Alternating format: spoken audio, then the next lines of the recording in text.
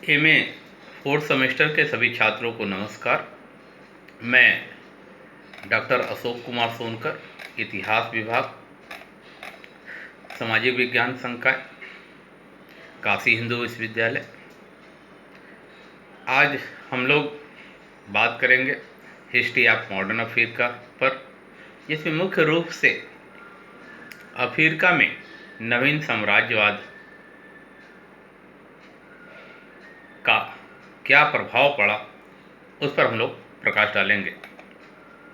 तो सबसे पहले हम लोग बात करेंगे कि अफ्रीका महाद्वीप के परिचय के संबंध में। तो हम देखते हैं कि अफ्रीका महाद्वीप एशिया महाद्वीप के बाद विश्व का दूसरा सबसे बड़ा महाद्वीप है।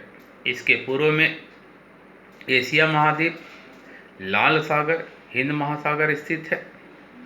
उत्तर में भूमध्य सागर एवं यूरोप महाद्वीप है। पश्चिम एवं दक्षिण में देखें तो अटलांटिक महासागर स्थित है। इसका क्षेत्रफल लगभग 1,15,00,000 वर्ग मील है। इस महाद्वीप को 19वीं शताब्दी के पूर्व विश्व में अंध महाद्वीप के नाम से जाना जाता था। यह यूरोप के निकट होते हुए भी यूरोप के निवासियों को इसका कोई भौगोलिक ज्ञान नहीं था। 19वीं शताब्दी के पूर्व अफ्रीकी भूभाग के 10% क्षेत्रों पर ही यूरोपीय देशों का अधिकार था, किंतु नवीन साम्राज्यवाद के दौरान इसके 90% भूभाग पर उनका अधिकार स्थापित हो गया था। तो हम लोग बात करेंगे कि साम्राज्यवाद क्या है। तो जब कोई देश अपनी सीमा के बाहर के क्षेत्र के लोगों के आर्थिक एवं राजनीतिक जीवन पर अपना शासन स्थापित करता है तो इसको साम्राज्यवाद के नाम से पुकारा जाता है। ऐसा करने के लिए वह कभी कभी सैनिक सहायता भी लेता है, और इसी तरह की प्रक्रिया उपनिवेशवाद में भी दिखाई देती है। किंतु किसी देश द्वारा दूसरे देश अथवा जनता पर अधिकार करना, उन पर प्रत्यक्ष शासन करना हमेशा साम्राज्यवाद की वास्तविक विशेषता नहीं होती है। एक साम्राज्यवादी देश और उसके नियंत्रण में रहने वाला देश या उपनिवेश के बीच संबंधों की वास्तविक विशेषता शोषण है। यह शोषण प्रत्यक्ष राजनीतिक नियंत्रण के माध्यम से भी होता है और उसके बिना भी होता है। तो हम देखते हैं कि साम्राज्यवाद के संबंध में भिन्न विद्वानों का अलग अलग मत है। कुछ विद्वानों का मानना है कि कृषि प्रधान देशों के ऊपर व्यावसायिक देशों का सार्वभौमिक सत्ता स्थापित करने के प्रयत्नों को साम्राज्यवाद कहा जाता है। एक दूसरे विद्वान का मानना है कि एक देश द्वारा दूसरे देश पर आक्रमण करना और उसे विजित कर अपने राज्य में मिला लेने की प्रक्रिया को ही साम्राज्यवाद माना जाता है। इस संबंध में साम्यवादी क्रांति के जनक लेनिन ने अपनी पुस्तक साम्राज्यवाद पूंजीवाद का अंतिम चरण में उल्लेख किया है कि साम्राज्यवाद एक निश्चित आर्थिक व्यवस्था है जो पूंजीवाद के चरम विकास के समय उत्पन्न होती है। इस संबंध में चार्ल्स बीएड का मत है कि साम्राज्यवाद वह है जिसमें एक देश की सरकार और कूटनीतिक मिशनरी दूसरे जाति के लोगों के प्रदेशों, रक्षित राज्यों, प्रभाव क्षेत्रों को प्राप्त करने के लिए प्रयत्नशील होते हैं और अपने लिए औद्योगिक, व्यापारिक एवं धन लगाने के अवसरों पर कार्य करते हैं। इस संबंध में पार्कर टी मून महोदय का मत है कि साम्राज्यवाद का अर्थ गैर यूरोपीय जातियों पर उनसे सदैव भिन्न यूरोपीय राष्ट्रों के शासन से है। इस प्रकार हम देखें कि भिन्न भिन्न विद्वानों के मत से यह अर्थ निकलता है कि साम्राज्यवाद किसी राष्ट्र की वह प्रभुत्व भावना है जिसके द्वारा वह अपने से कमजोर राष्ट्रों पर आधिपत्य स्थापित करता है। दूसरी तरफ साम्राज्यवादी शासन की कुछ विशेषताएं जिसमें देखें तो विदेशी शासकों का अल्पसंख्यक होना, हमेशा जहाँ जहाँ साम्राज्यवादी वहाँ पे संस्थापक देश अल्पसंख्यक अवस्था में होता है। इनके अधीन जनता पर अपनी जाति एवं सांस्कृतिक श्रेष्ठता लादना। तो आप देखिए कि भारत में भी अंग्रेजों ने भारतीयों से अपने आप को श्रेष्ठ माना। बहुसंख्यक निवासियों का पिछड़ापन होना, पिछड़ी औद्योगिक अर्थव्यवस्था आदि विशेषताएं इसमें शामिल होती हैं। हम देखें कि साम्राज्यवाद को दो भागों में बांट सकते हैं, जिसमें प्रथम भाग प्राचीन एवं मध्यकालीन साम्राज्यवाद एवं द्वितीय नवीन साम्राज्यवाद।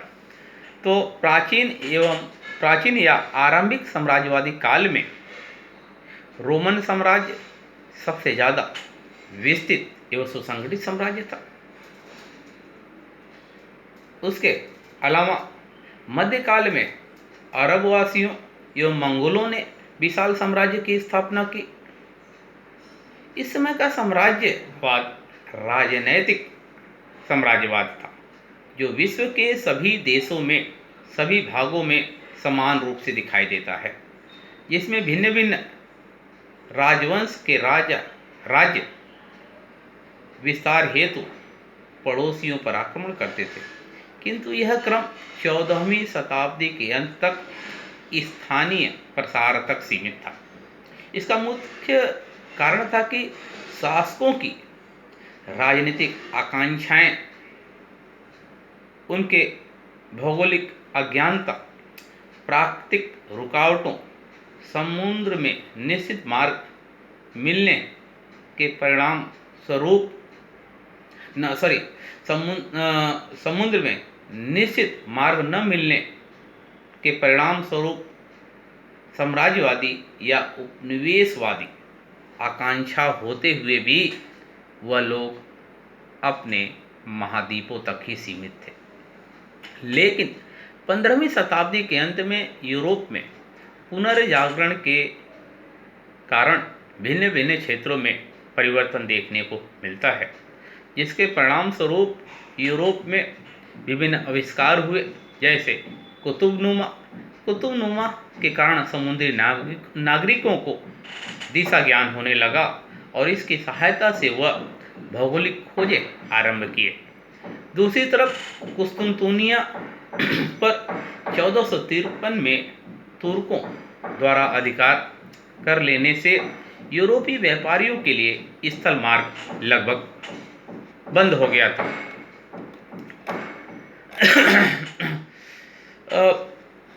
स्थल मार्ग बंद हो गया था। साम्राज्यवाद के संबंध में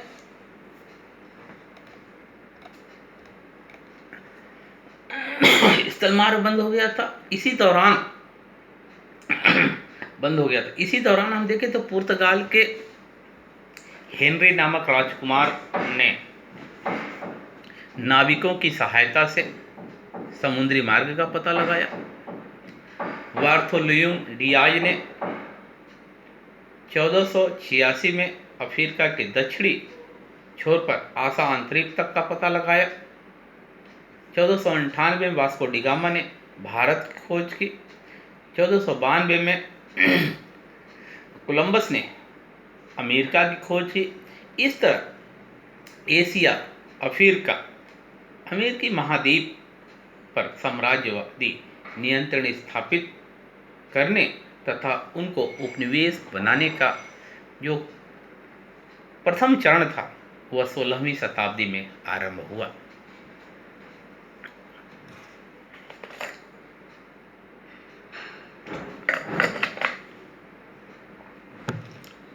इस काल में देखें तो अफ्रीकी महाद्वीप में यूरोपियों का नियंत्रण लगभग 5% भागों पर ही था, जो अफ्रीका के समुद्र तटीय क्षेत्र थे।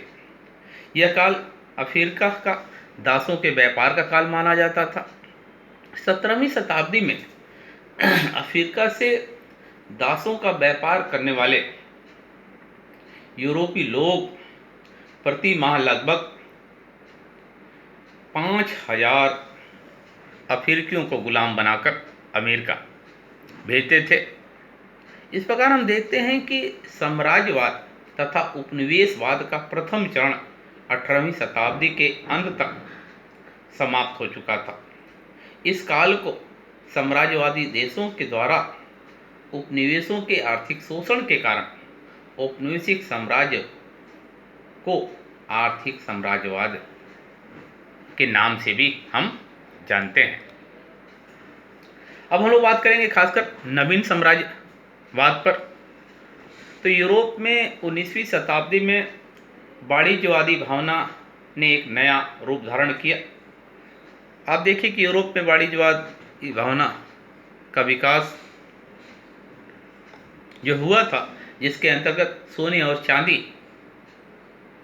को ज़्यादा महत्व दिया गया था, किंतु इस भावना में 19वीं शताब्दी में परिवर्तन आया, क्योंकि औद्योगिक क्रांति के परिणाम स्वरूप आर्थिक क्षेत्रों में नई विचारधाराओं की उत्पत्ति हुई।